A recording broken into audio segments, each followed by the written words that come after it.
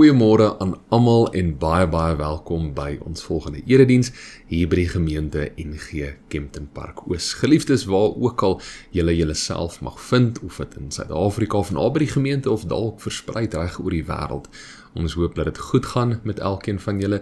Die van julle wat nou wel nie in Suid-Afrika is nie, weet nou nie wat julle weersomstandighede is nie, maar hier by ons het 'n koue front ons getref en moet sê dit was nogal 'n koue ene, so hoop dat dit dan 'n bietjie beter weer is daar waar julle was, maar geliefde seën vir julle ook so die pad vorentoe.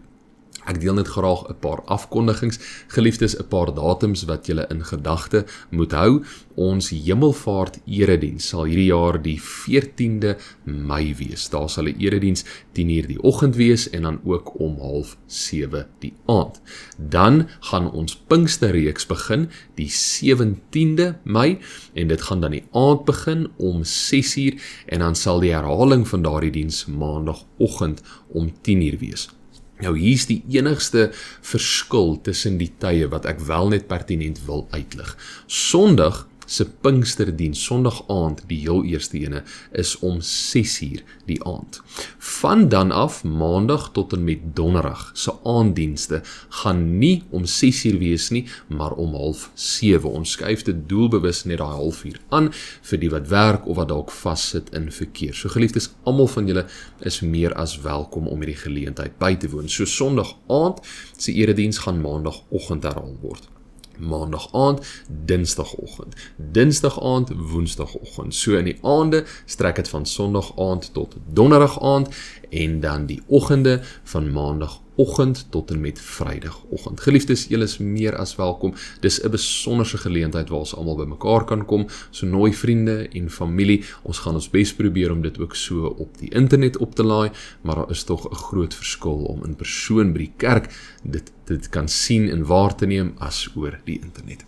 En dan, laastens, die 7de Junie gaan ons weer 'n braai geleentheid hier by die kerk hou. Laas jaar het ons met hierdie inisiatief begin en dit is baie goed ontvang. So geliefdes, enige een van julle wat in die area is of graag sal wil kom inskakel, die 7de Junie, daar sal vleispakkies te koop wees teen 'n baie goeie prys. Julle kan eintlik met niks opdaag en steeds 'n gesellige geleentheid hê, maar ons vra vir die van julle wat wel kan, kom saam, bring julle eie eetgerei, drinkgoedjies en ook 'n bykos wat dan so deur die dag gedeel kan word. Maar geliefdes, dit ons afkondigings. Kom ons begin vanoggend se erediens deur stil te word voor die Here. My seun, neem aan wat ek jou sê. Maak wat ek jou voorskryf jou eie. Hou jou ore oop vir die wysheid. Span jou in om te verstaan. Roep insig by. Vra na gesonde begrip. Soek dit soos jy silwer sou soek. Spoor dit op soos 'n verborge skat. Dan sal jy weet hoe om die Here te dien. Dan sal jy ontdek wat dit is om God te ken. Amen. Geliefdes, genade en vrede vir elkeen van julle. Dit kom van God die Vader, Jesus Christus die Seun, en deur die wonderlike werking van God die Heilige Gees. Mag God drie-enig julle altyd versterk en julle lei in sy waarheid. Volgende beweeg ons oor na gebed en geliefdes, ek vra dat ons oë sal sluit. Ek gaan eers begin deur 'n oomblik van stilte gee as 'n voorbereidingsperiode vir hierdie erediens en daarna sal ek oorbeweeg in die gebed in.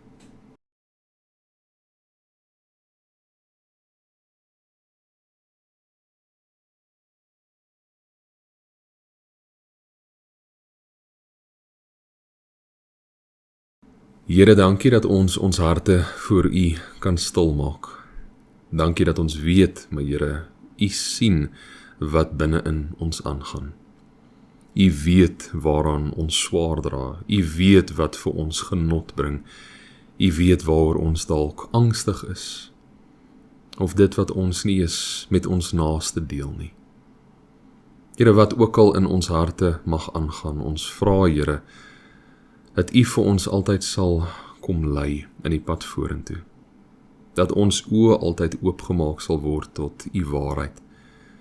Dat ons met oortuiging sal kan sê, Maar Here, dit wat in ons harte aangaan, U Heilige Gees kom dra dit oor. Al sukkel ons om dit te verwoord, om dit reg oor te dra aan U. U weet alles. En daarom sal U altyd die beste en ons enigste vertrooster wees in hierdie gebroke wêreld. Here, waar ons elke dag so gekonfronteer word met die sleg en die negatief en die korrupsie en die haat, die lys van alles wat ons hopeloos laat, gaan net aan en aan. Maar help asseblief dat ons altyd sal weet, Here, U het dit alles klaar oorwin. U het die finale prys vir ons klaar betaal. Want so lief het U ons gehad. En nou het ons vrye toegang, Here, tot die ewige lewe.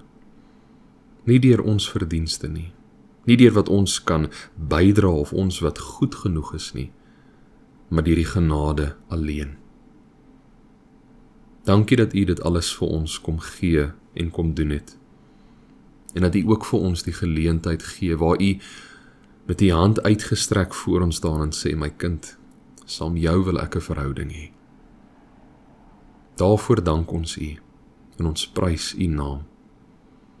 Maar ek vra ook so, Here, dat wanneer ons U hand neem, wanneer ons 'n pad saam met U stap, dat ons oë oopgemaak sal word vir wat werklik reg en verkeerd is, vir wat werklik U wil is, dat ons bereid sal wees, dat U ons sal vorm volgens U wil. Ons dank U, Here, en ons prys U heilige naam. Amen. Geliefdes, ons skriflesing vir vandag, let wel, daar gaan 'n hele klompie gedeeltes wees, dit sal ook op die skerm verskyn, maar die van julle wat voorlopig solank julle Bybels wil oopmaak, die eerste gedeelte waarna ons saam gaan kyk, kom uit 1 Johannes 4, maar eers deel ek graag 'n inleiding. Ons tema vir vandag, die noodsaaklikheid van ons onderskeidingsvermoëns, of 'n ander manier hoe ons dit ook kan verwoord, die noodsaaklikheid van geestelike beoordeling, en let wel, beoordeling, nie veroordeling nie. Baie kort en kragtig die verskil tussen die twee opgesom. As een beoordeel, dan oorweeg ons iets of iemand noukeurig, baie belangrik, uit 'n objektiewe standpunt. Ons probeer vasstel, maar dit wat gedoen word of wat verkondig word, is dit reg of is dit verkeerd? En die beginsel waarin beoordeling gewortel is dit is ondersoekend van aard. Ons ondersoek 'n situasie, 'n stelling of 'n persoon. Veroordeling is 'n negatiewe uitspraak wat gemaak word om baie kere iemand as skuldig af te maak, om 'n negatiewe oordeel uit te spreek. So die basis hier is glad nie meer die van ondersoeking nie, om uit te vind wat werklik reg of verkeerd is nie, maar eerder om straf uit te dien of straf uit te spreek. Dit ons tema. Volgende wil ek graag ook net bietjie agtergrond gee oor hoekom ek hierdie spesifieke tema gekies het. Ons leef in wat ons sal noem 'n digitale era. Kortliks opgesom, dit is 'n historiese tydperk, as ons na die menslike geskiedenis gaan kyk, wat gekenmerk word deur die oorgang van tradisionele tegnologie na 'n ekonomie, 'n samelewing en 'n lewenswyse wat gebaseerd en gesentreerd is rondom rekenaars, die internet en die oombliklike toegang, inneem en deel van inligting oor die internet. Om dit dalk baie meer eenvoudig oor te dra. Ons leef in 'n tydperk waar ons die klik van 'n muis al weg is, of die druk van 'n vinger op 'n tablet of 'n skerm weg is, van amper enige stuk inligting waaraan ons kan dink. Nog nooit in die geskiedenis van mens was dit so maklik om 'n antwoord te kry tot amper enige vraag daar buite nie. Dan nie eers gepraat van AI of Artificial Intelligence nie, KI of kunsmatige intelligensie nie.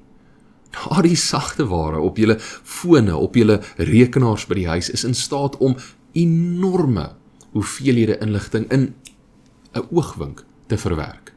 Patrone daarin te erken, dit te analiseer en selfs gevolgtrekkings te maak, wat voorheen net moontlik was deur menslike insig. Wat 'n besonderse tyd om te leef is dit nie. En tog, ironies genoeg, het hierdie oorvloed van inligting, die wêreld wat ons amper in ons hande het, ons nie op alle terreine gebaat nie. Ons nie slimmer gelaat soos wat ons dalk voorsou gehoop het nie. Inteendeel, stelselmatig is daar besig om al hoe meer en meer studies uit te kom, wat presies die teenoorgestelde sê.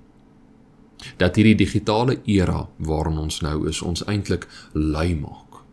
Waar ons so oorweldig word met inligting, deur selfone, deur rekenaars, deur tablette, televisies, die lys gaan aan, en dit kom affekteer ons kritiese denke.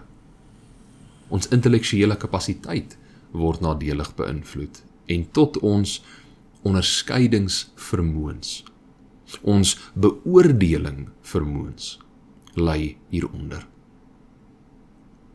Want ons het nie meer nodig om vir onsself te dink nie. Inligting in te neem, dit te begin analiseer, te begin redeneer oor, is hierdie reg of is hierdie verkeerd? Waarom beteken hierdie? Wat is die doel van hierdie inligting? Dit is nie meer vir ons nodig om te worstel oor moeilike take of moeilike vrae nie. Presies dit wat eintlik kritiese denke en ons onderskeidingsvermoëns kweek. Want op die einde van die dag kan ons bloot iets soos die uithaal. En net vir Google vra. Eerder vir ChatGPT vra, vir Grok, vir Cloud, dis tog soveel makliker en vinniger. Nou die van julle wat dalk nou nie al hierdie name geken het nie, dit is basies verskillende kunsmatige platforms wat gebruik word. Stadig maar seker is die samelewing besig om in 'n rigting in te beweeg waar eie oordeel, nigter denke en opregte onderskeidingsvermoëns nie meer nodig gaan wees nie. En geliefdes, as hierdie nie kommerwekkend genoeg is nie, kom affekteer dit ook ons onderskeidingsvermoëns of ons geestelike beoordeling rakende ons verhouding met God en wat volgens hom reg en verkeerd is. Want wanneer ons gewoond raak daaraan om alles vinnig te soek en onmiddellike antwoorde te kry, begin ons geloof op dieselfde manier nader. Kort, oppervlakkig, sonder geduld. Ons wil vinnige antwoorde hê vir komplekse geestelike vrae, waar ware onderskeiding in God se dinge tyd vra. Stilte, gevormde wysheid, wat deur sy liefde en deur sy gees moontlik gemaak word. En geliefdes, ongelukkig is daar soveel kerke daar buite. Mense wat voorgee dat hulle in die naam van God optree en in liefde verkeer, wat mense se onvermoë tot onderskeiding en geestelike beoordeling van misbruik maak. En presies vir daardie rede kom waarsku die Bybel ons. Daar's menigte tekste in die woord van God wat uitlig en sê, daar's valse profete, wat dinge sal sê wat nie ooreenstemmend met my gees is nie, wat sal voorgee asof hulle in my naam verkeer, maar hulle ken my nie. Die Bybel is eintlik baie duidelik oor hierdie onderwerp.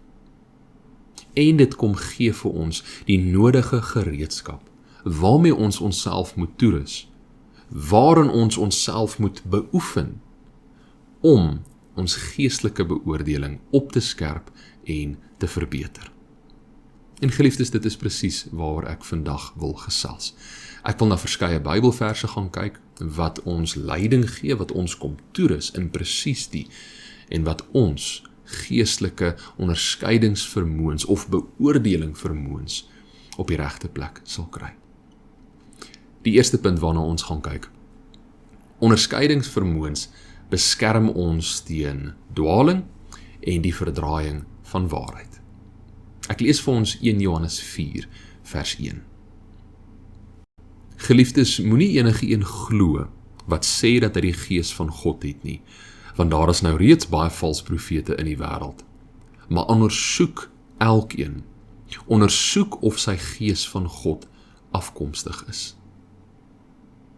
Die eerste gedeelte waarna ons saam kyk, maak dit klaar baie duidelik. Beoordeel die wat in die naam van God verkeer, nie veroordeel nie. Onthou, in die begin het ek gesê, beoordeling se aard lê in ondersoek. Om iemand se verhouding met God te veroordeel, beteken ons wil oordeel uitspreek. Ons stel nie eintlik belang in wat reg of verkeerd is nie, ons wil eintlik maar net hulle verhouding met God verdoem. Nee, ons moet hulle beoordeel. Ons moet ondersoek instel, ons moet nugter en objektief na so 'n persoon kan kyk om te kan sê, is hierdie persoon gelei in God? Is hulle besig om sy liefde en sy waarheid bekend te maak? Of is hulle besig om sy naam te misbruik vir wat ook al persoonlike rede hulle dalk mag hê? Ons leef in 'n gebroke wêreld. Daar is doelbewus die wat hul eie woorde as Godsin gaan vermom en daarmee saam dit bemark en verkondig. Daar is die wat vyandig is teenoor die verkondiging van die blye boodskap, die euangelion. En hulle sal enigiets in hulle vermoëns doen om dit te stop. Daarom gee die woord van God vir ons wat ons nodig het. Lei dit ons in die taak van ondersoek ander. Maak seker dat hulle wel deur die gees van God gelei word. Dit ons eerste punt. Die tweede punt. Onderskeidingsvermoëns is 'n teken van geestelike volwassenheid. Ek lees vir ons Hebreërs 5, vers 11 tot 14. In verband hiermee het ons baie te sê wat moeilik is om aan julle te verkondig, aangesien julle so traag is om te leer. Hoewel julle teen hierdie tyd self reeds onderrig behoort te gee, het julle weer nodig dat iemand julle in die grondwaarhede van die woord van God moet onderrig. 'n Mens moet julle met melk voed en nie met vaste kos nie. Iemand wat nog van melk lewe kan nie saampraat oor wat reg of verkeerd is nie, want hy is nog 'n kind. Vaste kos is vir groot mense, vir mense wat oor insig beskik en wat deur ervaring geoefen is om tussen goed en kwaad te onderskei. Vinnig net die nodige agtergrond net bietjie meer in te kleer. Die skrywer spreek die lesers of 'n groep mense aan en sê vir hulle dat hulle baie traag was in hulle verhouding met God, hulle verantwoordelikhede met God. Onthou, hulle het gekies om nou in Jesus Christus te glo, maar nou moet hulle daarop reageer, daar moet 'n lewensverandering na vore kom. Hulle was al vir 'n geruime tyd gelowig en hulle moes nou al op so 'n punt gewees het dat dit wat vir hulle geleer is, moes hulle nou aan ander begin leer. Maar ongelukkig was hulle nog geestelik onvolwasse.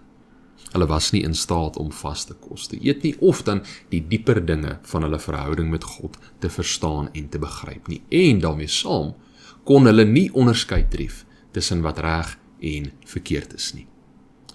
Maar in vers 14 staan daar vir my ietsie baie belangrik. Ek lees dit graag weer. Dit sê: vaste kos is vir groot mense, vir mense wat oor insig beskik en wat deur ervaring geoefen is om tussen goed en kwaad te onderskei. Die gedeelte kom dra die boodskap oor, maar om onderskeid te tref tussen wat reg en verkeerd is iets wat ontwikkel word met tyd. Soos een se spiere, se liggaam wat deur herhaaldelike oefening sterker en sterker word. Of in ander woorde, as ek hierdie beeld bietjie verder kan vat, een se spiere word nie net sterker deur te weet wat dit sterker maak nie. Nee. Ek dink ons almal is wel bewus, om ons spiere sterker te maak, moet ons dit oefen. Ons moet gewigte optel, ons moet weerstandsoefening doen, ons moet gaan draf of gaan stap of fietsry. Dit is wat ons spiere, ons liggame gaan sterker maak. Maar geliefdes, ons moet dit doen. Ons kan nie net bloot daaraan dink of daarvan bewus wees nie. Dit gaan geen effek hê nie. Ons moet gaan oefen. Presies dieselfde is van toepassing rakende ons geestelike beoordeling. Om bloot te weet wat in die woord van God staan, dit te lees, Dit wat destyds gebeur het, toe die mense destyds aangemoedig was en daardeur ons ook, is ongelukkig nie genoeg nie. Ons het nodig om dit te oefen, om dit toe te pas en uit te leef in ons alledaagse lewens. Of in ander woorde, hoe ons onderskeid kan tref tussen wat werklik reg en verkeerd is, volgens God. Hoe ons geestelike beoordeling op 'n verantwoordelike manier kan toepas, is om die waarheid van God ons eie te maak en dit deel te maak van alles wat ons doen. 'n tweede natuur, as ek dit so kan stel. Dit is wat geestelike volwassenheid is. Die term volwassenheid lê ook baie klem hierop dat dit is iets waarin ons moet groei, waarin ons moet bevorder. Hoe meer ons van die woord van God inneem, hoe meer volwasse sal ons hierin raak. Die derde punt, geestelike beoordeling sonder liefde kan baie gevaarlik wees. Ek lees vir ons Filippense 1, vers 9 tot 10. Ons bid ook dat julle liefde al hoe meer sal toeneem in begrip en fyn aanvoeling, sodat julle die dinge sal kan onderskei waarop dit werklik aankom. Dan sal julle op die dag, wanneer Christus kom, onberispelik en sonder blaam wees. En deur Jesus Christus sal julle geheel en al in die regte verhouding met God wees, tot sy lof en eer. Om onderskeid te kan tref tussen wat reg en verkeerd is volgens God, of om die vorige punt se bewoording dan te gebruik, om geestelik volwasse op te tree en geestelike volwasse keuses te maak, is nie alleenlik 'n intellektuele saak nie. Laat ek verduidelik wat ek hiermee bedoel. Daar's baie mense daar buite wat die Bybel ken, al hoeveel kere deurgelees het, dit bestudeer, studies blootgestel het, beter ken as meerderheid Christene daar buite, maar hulle glo nie 'n enkele ding wat daarin staan nie. Hulle is ateïste. Hulle benader dit alleenlik uit 'n intellektuele en 'n rasionele perspektief. Dit is wanneer 'n verhouding met God aangeknoop word, wanneer emosie en spiritualiteit deel raak van dit wat ons lees en ons beskouing van die waarheid, waar ons tot die vermoë gelei word van geestelike beoordeling. Daarom sê Paulus, ons liefde moet toeneem. Ons liefde vir mekaar, liefde vir sy woord en baie belangrik, liefde vir Jesus Christus. Want hoe meer opreg ons liefde vir Christus is, hoe meer staan ons in die regte verhouding met God en hoe meer sal ons sy waarheid ken en beoefen. Of om hierdie gedeelte bietjie korter op te som. Liefde wat toeneem of meer en meer word, liefde vir God, sy woord en vir Christus, spoel outomaties oor in kennis en insig. Want as ons werklik lief is vir hom en sy woord, sal ons dit bestudeer. Kennis en insig wat al hoe meer en meer toeneem, deur ons wat God se woord uitleef en beoefen, soos wat die vorige punt ook gesê het, lei tot geestelike volwassenheid. Die vermoë om te kan onderskei, wat is reg, wat is verkeerd, wat is vir God belangrik. Die vierde en ons laaste punt, wees 'n lewende offer vir God. Ek lees vir ons Romeine 12, vers 1 tot 2. Nou doen ek 'n beroep op julle broers, op grond van die groot ontferming van God. Gee julle self aan God as lewende en heilige offer, wat vir hom aanneemlik is.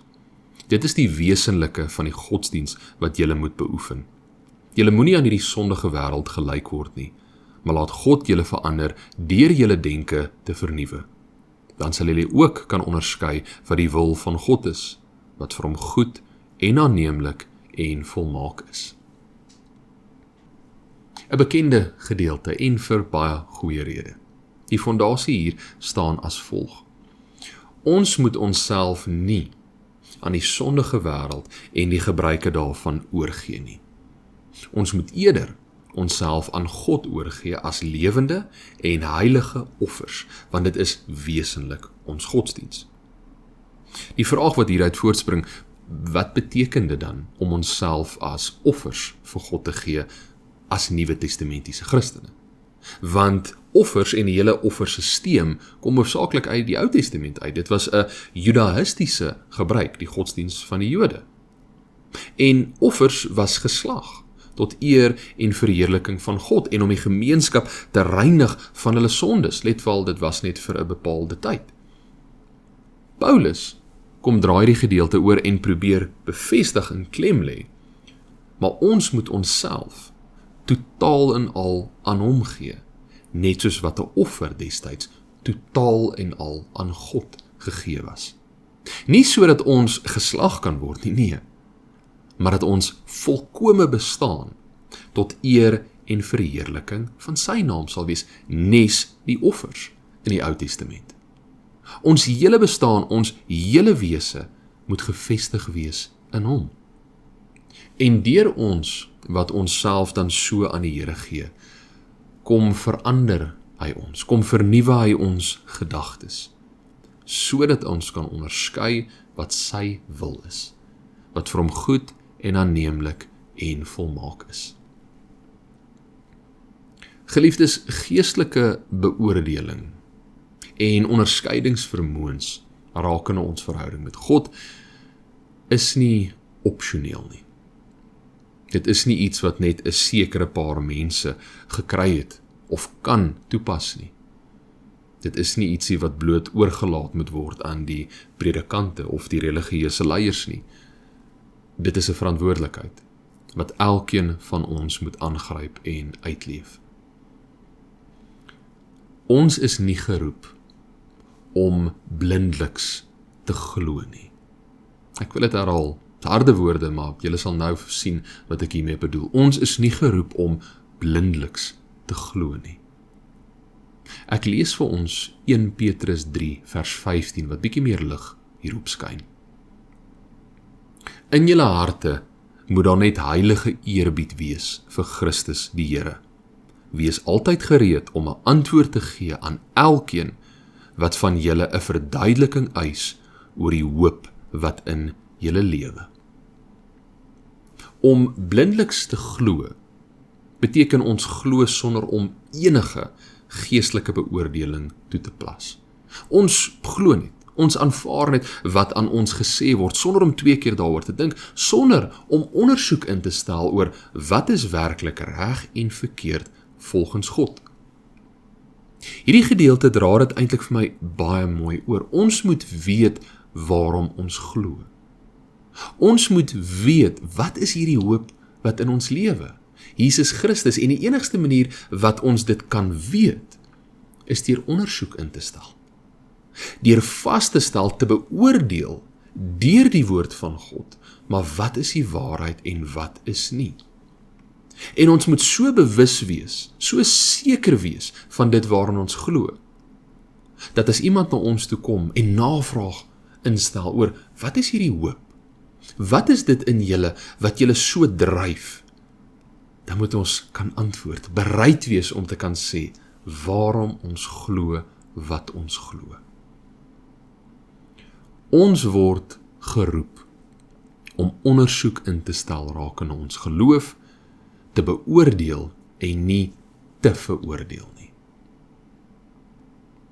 En geliefdes, ja, dit is 'n uitdagende taak. Dit kan 'n baie moeilike taak wees. Maar wees gerus. Alles wat ons nodig het om op 'n verantwoordelike manier geestelike beoordeling toe te pas, is klaar aan ons gegee. Naamlik die woord van God. Ek lees vir ons 2 Timoteus 3, vers 16 tot 17. Die hele skrif is deur God geïnspireer en het groot waarde om in die waarheid te onderrig, dwaling te bestry, verkeerdhede reg te stel en 'n regte lewenswyse te kweek, sodat die man wat in diens van God staan, volkome voorberei en toegerus sal wees vir elke goeie werk. Ek wil dit graag weer lees. Die hele skrif is deur God geïnspireer en het groot waarde om in die waarheid te onderrig, dwaling te bestry, verkeerdhede reg te stel en 'n regte lewenswyse te kweek, sodat die wat in diens van God staan, volkome voorberei en toegerus sal wees vir elke goeie werk. Geliefdes, in 'n wêreld soos vandag, hierdie digitale era, alles wat aangaan, ons kan lank genoeg daaroor praat. Ons het nodig om onsself toe te rus met die woord van God. Dit nie net te ken nie, maar deel te maak van ons lewe, te beoefen, daarin verlore te raak. Dit is aan ons geskenk, nie net sodat ons in verwondering dit sal aanskou nie, maar dat dit wat daarin opgeskryf staan, dit wat deur God geïnspireer is, dat ons dit sal kan gebruik en onsself kan beskerm teen die gebrokenheid van die wêreld van vandag. Amen. Ek gee 'n oomblik van stilte.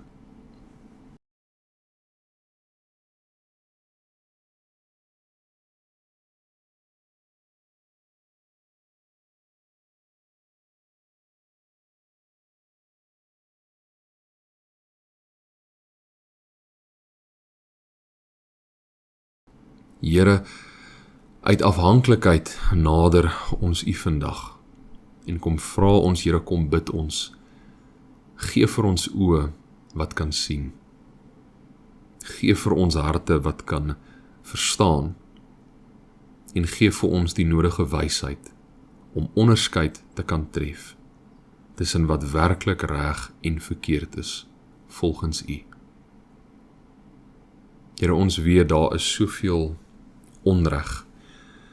Daar is soveel wat daar buite verkondig word, waar mense voorgee dit is U woord, maar hulle verdraai en misbruik dit tot hulle eie beswil.